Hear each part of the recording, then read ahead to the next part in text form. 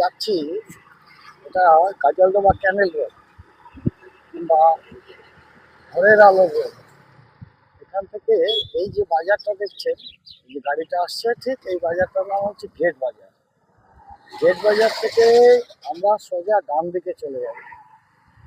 এই ডান দিকে মূল ক্যানেল রোড ছেড়ে আমরা ডান দিকে রওনা দিচ্ছি। এই রাস্তায় আমরা প্রায় 8 কিলোমিটার যাব। 8 কিলোমিটার দূরে শিকারপুর চা বাগান বলে একটি পুরনো চা বাগান আসবে। এই চা বাগানের মধ্যেই উত্তরবঙ্গের একটা উল্লেখযোগ্য ঐতিহ্যবাহী বলা যেতে পারে, ঐতিহাসিক বলা যেতে পারে স্থান আছে। সেই জায়গাটাকে বেশিরভাগ মানুষ চেনেনও না, জানেনও না। যারা জানেন তারা মাঝে মাঝে আসেন। ইতিহাস বিখ্যাত জায়গা, কিন্তু প্রায় পরিত্যক্ত অবস্থায় পড়ে আছে, হয়তো ভবিষ্যৎ প্রজন্মের কাছে নিজের ঐতিহ্য তুলে ধরার জন্য। তার নাম ভবানী পাঠকের মন্দির। এই ভবানী পাঠক নামটার সঙ্গে ভারতবর্ষের ব্রিটিশ বিতাড়নের যে আন্দোলন, তার একটা অধ্যায় জড়িত রয়েছে। সেই অধ্যায়ের নাম সন্ন্যাসী বিদ্রোহ আন্দোলন। ইংরেজ শাসকের বিরুদ্ধে নানা সম্প্রদায়ের মানুষ, বাংলার মানুষ, তারা পরাধীনতা থেকে মুক্ত হবার জন্য বিভিন্নভাবে আন্দোলন করেছেন। তার মধ্যে যারা সন্ন্যাসী ছিলেন তাদেরকে একই ছত্রছায়ায় এনে ব্রিটিশকে বিদারণের জন্য যে আন্দোলনের সূচনা হয়েছিল তার নাম সন্ন্যাসী বিদ্রোহ আন্দোলন। সেই আন্দোলনের অন্যতম পুরোধা ব্যক্তি ছিলেন ভবানী পাঠক। ভবানী পাঠকের আরেকটা পরিচয় হলো, তিনি একাধারে তদানীন্তন সমাজের যারা বিত্তশালী ছিলেন তাদের সম্পদ জোর করে কেড়ে এনে গরিব মানুষের মধ্যে বিতরণ করতেন। এই জন্য ভবানী পাঠককে আরেকটি নাম হচ্ছে ডাকাত হিসেবে পরিচিত। তিনি ছিলেন মাত্র ভবানী পাঠকের আন্দোলনের মধ্যে রাঢ়বঙ্গ, গৌড়বঙ্গ এবং রংপুর বা উত্তরবঙ্গ যাকে আমরা বলি, প্রাচীন উত্তরবঙ্গ, প্রাচীন রংপুর, সেটা যুক্ত ছিল। এই পুরো এলাকা জুড়ে তিনি দাপিয়ে বেড়াতেন। বাংলা জুড়ে বহু জায়গায় তার ঐতিহাসিক নিদর্শন আছে। তার মধ্যে অন্যতম নিদর্শন আমাদের জলপাইগুড়ি জেলার বেলাকোবার শিকারপুর চা বাগান। শিকারপুর বলতে পারেন একটা গ্রাম পঞ্চায়েতের নামও। সেখানে একটি চা বাগান আছে, শিকারপুর চা বাগান। সেই চা বাগানের মধ্যে তার ঐতিহাসিক নিদর্শন হিসাবে একটি মন্দির আছে, সুন্দর তার অবয়ব। সে সময় এই পুরো এলাকাটা, আজকে যেখানে রাস্তা দেখছেন, এই রাস্তা এবং এই সমগ্র এলাকাটা জঙ্গল অধ্যুষিত ছিল। এখানে পাশেই করলা নদী আছে। এই জঙ্গলের নাম ছিল বৈকুণ্ঠপুর ফরেস্ট ডিভিশন বা বৈকুণ্ঠপুর বন বিভাগ। মনে রাখবেন, নামটা বৈকুণ্ঠ নয়, বৈকুণ্ঠ। প্রচলিত বাঙালিরা বৈকুণ্ঠ না বলে তাকে বৈকণ্ঠ বলে, সেটা ভুল উচ্চারণ। বৈকুণ্ঠপুরে এই বন বিভাগ ছিল, তখনও ছিল। সে সময় রাজাও ছিলেন। পরবর্তীকালে এই রাজত্ব জলপাইগুড়ি রাজার অধীনে আসে, তারও পরবর্তীতে কোচবিহার রাজবংশের অধীনে আসে এবং পরবর্তীতে এটা দত্তক জমিদারদের হাতে পরবর্তী চলে যায়। আধুনিক বাংলায় সেই জঙ্গল কেটে শিকারপুর চা বাগান তৈরি হয়েছিল। এই চা বাগানের মধ্যেই এই নিদর্শন। আজ আমরা যাব ভোরের আলো থেকে গেট বাজার মোড় ধরে এই যাচ্ছি শিকারপুর চা বাগান। প্রায় 8 কিলোমিটার রাস্তা পেরিয়ে আমরা চলে এসেছি। এটা গেট বাজার বেলাকোবা রোডের, বেলাকোবা বাজার থেকে প্রায় 3 কিলোমিটার দূরে শিকারপুর চা বাগান। শিকারপুর চা বাগানের এই রোডের আমরা ডান দিকে প্রবেশ করছি। এই রাস্তা, এই যে চা বাগানের মধ্যে দিয়ে চলে রাস্তা গেছে।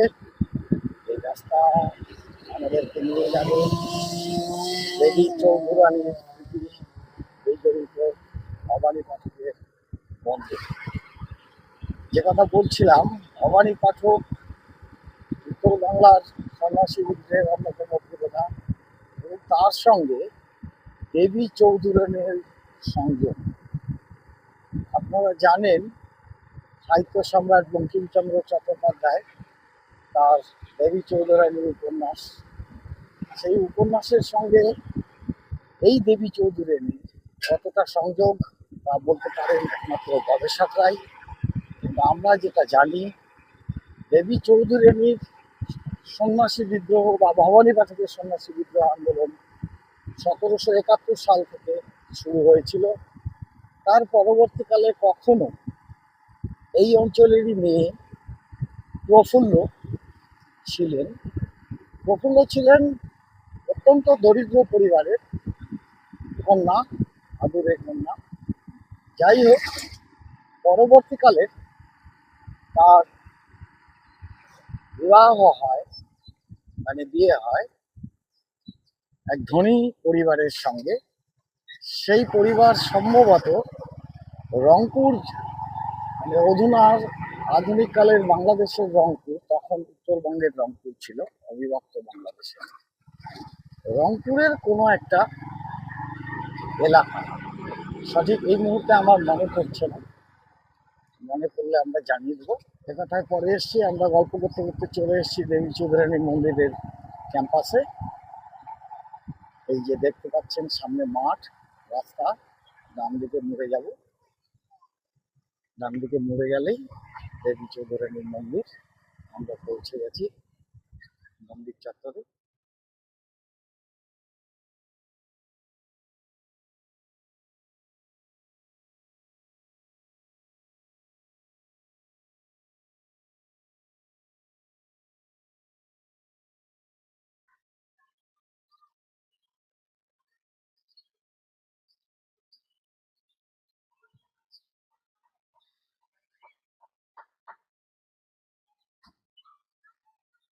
চলুন সামনের দিকে দেখা যাক।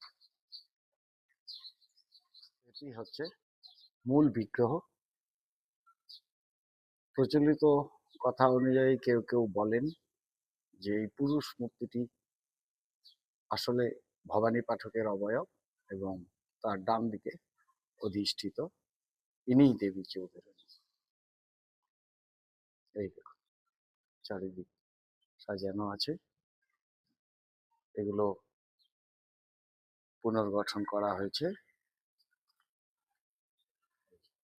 ভালো করে দেখা যায়। এটি ডান দিকে অবস্থিত।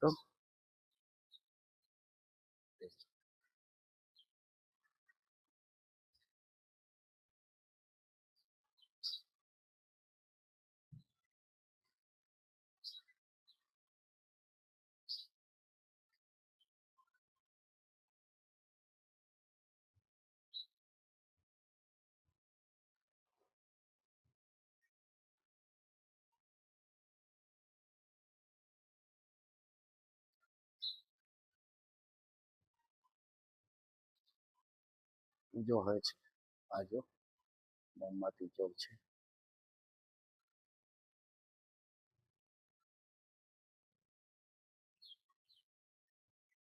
মূল মন্দিরের পাশে আরেকটি জায়গা, মন্দির, সেখানে কালী স্থাপিত হয়েছেন। ঠাকুর রামকৃষ্ণদেব, মা শারদামণি সেখানে বিরাজ করছেন। এই হচ্ছে সেইটুকু রয়েছে। ধন্যবাদ বর্তমান পশ্চিমবঙ্গ সরকারকে, যে তারা একটা উদ্যোগ নিয়ে এই মন্দিরটিকে এখনো বাঁচিয়ে রেখেছেন এবং সুন্দর করে সাজিয়ে তুলেছেন। আমার বিনীত অনুরোধ, যারা ভোরের আলো বা গাজলডোবা বেড়াতে আসেন, তারা এই ক্যানাল রোডের গেট বাজার থেকে ডান দিকে 8 কিলোমিটার এলেই সোজা বেলাকোবা রোডে শিকারপুর চা বাগান মোড় আসবে, এবং সেখান থেকে ডান দিকে প্রায় 1 কিলোমিটার এলেই আপনারা এই মন্দিরটা দেখতে পাবেন। চেষ্টা করুন মন্দিরটাকে দেখতে, এবং যত বেশি পর্যটক আসবে বা আপনারা আসবেন, মন্দিরটি তত প্রচার পাবে, প্রসার পাবে। তার চাইতে বড় কথা, আমাদের সমাজে যেরকম একটা ঐতিহাসিক অবদান রয়ে গেছে, সেটা বর্তমান সমাজের মধ্যে প্রসারিত লাভ করবে এবং আরো কয়েক যুগ বেঁচে থাকবে এই স্মৃতি।